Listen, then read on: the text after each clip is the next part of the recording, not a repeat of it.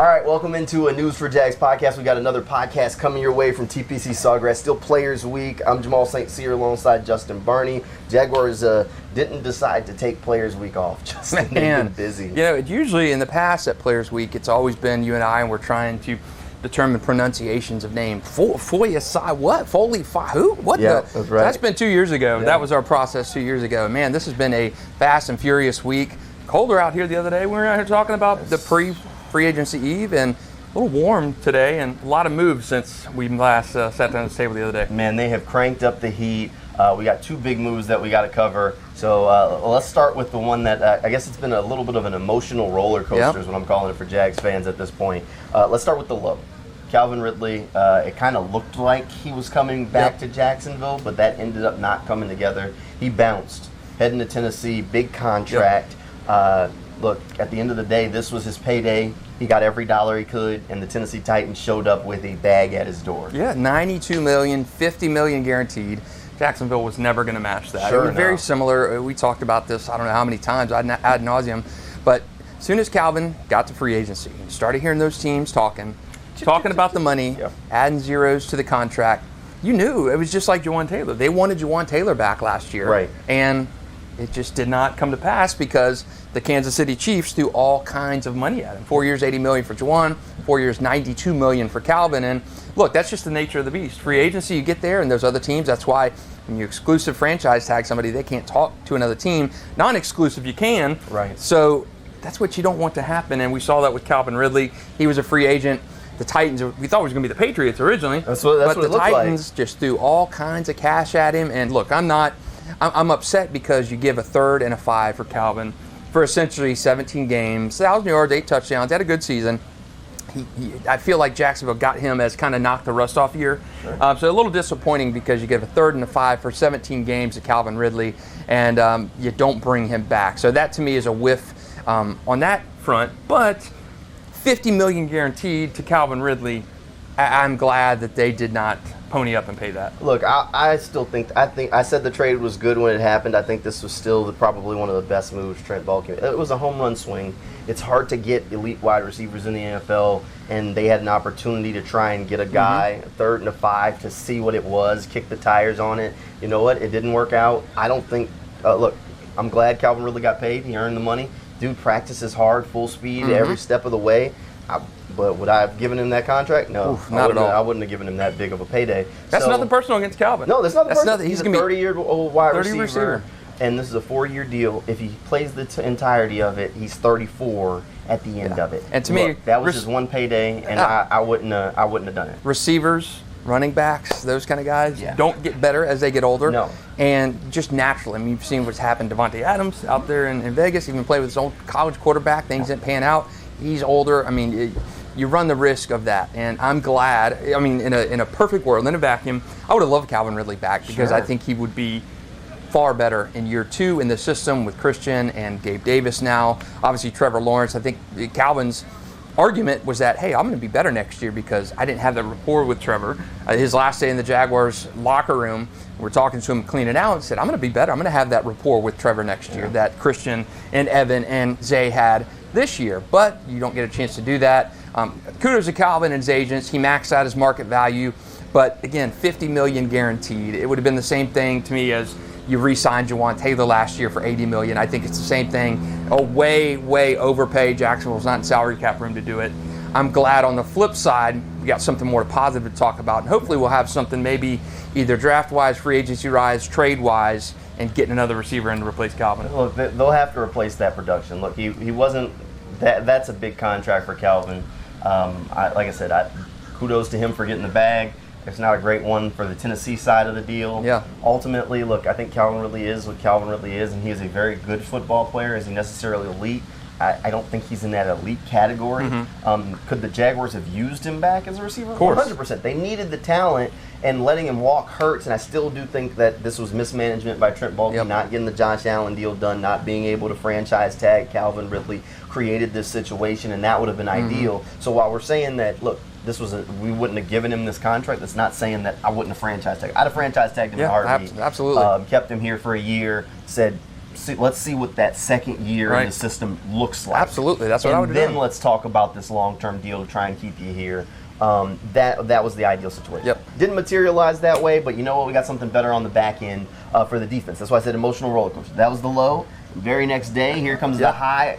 Arik Armstead, defensive lineman from the San Francisco 49ers, joins the Jaguars, and they got him on a pretty reasonable deal too. Yeah, 4 years, 3 year, $51 million, right? 4 years, $51. So they just announced that a couple hours ago that was official. So they're bringing an excellent defensive tackle, maybe Trent Baalke's best ever draft pick in San Francisco, and maybe even in Jacksonville too. So you're bringing a guy into the team. Obviously, a massive growth area last year for Jacksonville was that interior defensive line. Arik Armstead's a former first-round pick. 33.5 career sacks. Coming off a knee injury. He's going to hopefully be ready for training camp, but he's just what you need. He's a great locker room presence, a la Calais Campbell. He's been a 4 in a row, Walter Payton Man of the Year nominee out in San Francisco. And you got to think he's loving coming to Florida, where you got no state income tax. You don't have the chaos as you do in San Francisco. I saw a San Francisco guy out there say, I'd rather have earthquakes and hurricanes. Yeah, forget that guy. But how much money you living in San Francisco? I mean, San Francisco, isn't it? If I'm not mistaken, there's like feces and everything everywhere now, and the stores. Map, yes, it does exist. So I mean, what would you rather have? Walk around in piles of crap and piss, or Jacksonville, where you may have a hurricane or a little bit of rain here and there, but no state income tax. You're going to a great franchise, and I like the deal. Let's say he spends $1 million on a house in Jacksonville. It's going to be 3 times the size of a $1 million house in San Francisco. That's all I'm saying. That's all I'm saying. Love the move. Love the move. Look, this is fantastic for the Jaguars. Landon Arik Armstead is the exact kind of impact defensive lineman that this team needed, and they needed it bad. And Trent Baalke went out there, he swung, and he hit it. Yeah, this is a home run move. I mean, this is in the vein of that Calais Campbell move. Right. I mean, we can start calling this maybe Saxonville 2.0, because the combination of Arik Armstead, Josh Allen, Trayvon Walker is going to put some fear into these AFC South quarterbacks. I love it. And again, that was the one thing when I look back at that Saxonville time, and what really made that defense just take that next step was the addition of Marcel Darius, and they traded midseason for him from the Bills. Underwhelming first-round guy, but he really helped that defense, and you don't see those as dirty kind of plays and taking on double teams and stuff like that, but it really helped. The run defense got better. The defense entirely got better. Opened up Jan and Calais to do some things. So I like the move. I think it's almost a throwback to Saxonville with that Calais Campbell. He opened up, moved for Jan. He opened up Dante Fowler. I mean, Josh, so much came from that one addition. And I think Arik Armstead has a chance to be that. And besides center on the team, I think the biggest need was defensive presence on that inside, and Armstead answers that. That checks one box that a lot of people were already trying to say they needed to do in the first round. People were looking at Johnny Newton or Byron Murphy, that defensive line group, maybe for 17. Well, you can go ahead and put like an X in that box and say, all right, well, now we can shorter the list. Yeah. Now, if they can add, they need to add a little bit at corner. They need to add a little bit at wide receiver, and you feel good about going in the draft and saying, take the best guy that falls. Yeah, I love it. It's wide open. So I like that addition. Yeah, the Calvin Ridley loss is bad, but you do have Gabe Davis, who you brought in. He's a burner. He's not a Calvin Ridley kind of guy. He's a field stretcher kind of guy. You still need that alpha number one. I'm not comfortable with Christian Kirk being that alpha number one. He's not it. He's a better slot guy. So to me, you're either looking at a trade for Brandon Ayuk. He's been rumored to be headed toward Jacksonville, or interest in Jacksonville is mutual there, or a T. Higgins kind of thing. That's obviously another swing for the fences scenario for Jacksonville. I don't know if either of those moves happen. Would love to see it, but you add a bona fide alpha receiver, and then all of a sudden you have the flexibility to maybe take a guy in the second round who can be that next draft and develop receiver. You've got the chance to really grab the best cornerback at 17. So you've addressed defensive tackle in free agency with Armstead. I think another move would solidify that receiver spot and move things well. But the emotional roller coaster is good, because I think the fans got kicked in the stomach with the Ridley thing. Oh, my goodness. They have the fallback option because you addressed your biggest need in free agency, Mitch Morse at center. Bam. Huge move there. That may be the biggest move they ultimately make in the offseason. And then you add muscle on that defensive line, and it's huge. Those are two of the weakest spots on Jacksonville, and you got to feel comfortable with getting Mitch Morse and Arik Armstead. Look, this team has improved, and the one thing about the other free agents, like I like the Darby signing. The more I've kind of gotten a chance to look at him, I think Savage is going to be a good move. But a lot of those guys didn't jump into the top tier of the players on the roster. Arik Armstead is in that top tier. Arik Armstead is part of that new group at the top of that Jaguars roster. He is officially one of their best players. The rest of those guys, they could grow into it. They are those kind of second contract guys, seasoned young veteran players that the Jaguars have kind of targeted that can ascend into maybe where they're some of the best guys on the roster, but they're not there yet. So we'll see how it all comes together. I like what the Jaguars have done this offseason. Trent Baalke seems like he's done it again where he's had a very impactful free agent group. Now he needs to have an impactful draft. And that's where he's really struggled at is the draft. But this is not the first time we've seen him go spend money in free agency and land guys where everybody's saying, all right, he's replenished this roster. He's done it again, so he clearly can get them in free agency. Can he do it in the draft? We'll start talking a little bit more about the draft since that's the next step later on. We'll definitely have to go through some of this wide receiver class. It's a deep one. Before we wrap this show up, I got one thing. So I promised this a few episodes back. Daniel Jeremiah on the Move the Sticks podcast, him and Brooks, Bucky Brooks. They've been going through, and they're calling it a Championship Foundation segment. And they go through and they grade these rosters, and they did the Jaguars roster. They did the AFC South. So I want to go through what they have, and let's see how we feel about where they're at. Now, spoiler alert, there's only one blue chip player on the whole roster. So blue chip is elite, and then green is considered good. Yellow is age, injury, contract concerns. Pink is unproven / young. So fair enough. So pink's the lowest. Pink is basically red, yellow, green, blue. All right. So one blue chip player. You want to guess who it is before we start? Ooh, Josh Allen. You nailed it. That's the one. Yeah. All right. So Trevor Lawrence, they got him as green. Agree. Which is solid. Travis Etienne, green. Probably. Evan Ingram, green. All right. Christian Kirk, they got yellow because of the injury last year. Coming back. All right. Brandon Sheriff, yellow. Cam Robinson, yellow.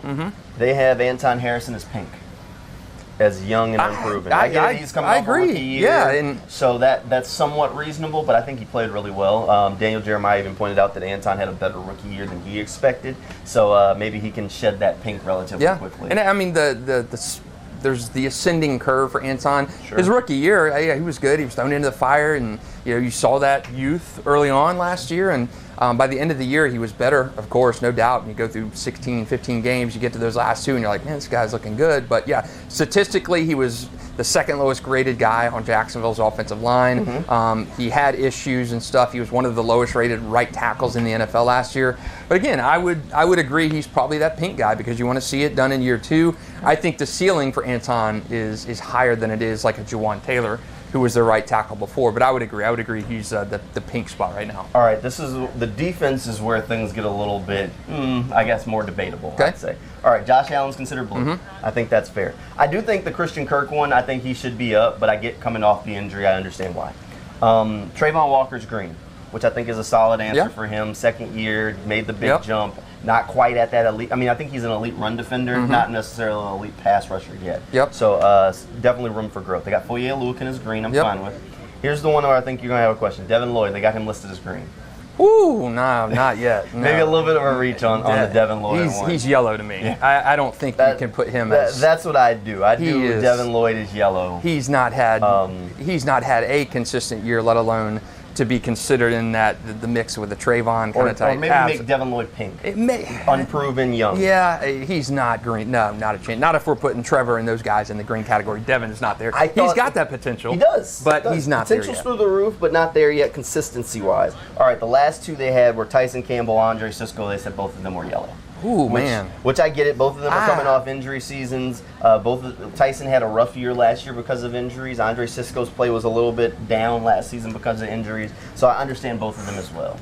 I would almost flip the green of Devin Lloyd with them because I mean, Tyson is to me has been far more proven. He had a bad year last year, inconsistent year last year in year three, but I think Tyson has been far more consistent through 3 years than Devin Lloyd. That's no knock on Devin Lloyd. I just don't think. I think coming from Utah, he learned a new position, gained faster, and all that stuff. And I just think after that tough rookie year, being benched, just wasn't there yet. And he had a better year last year, for sure, but not to me. He's not from yellow to green just yet. And so Bucky basically said something that we've echoed.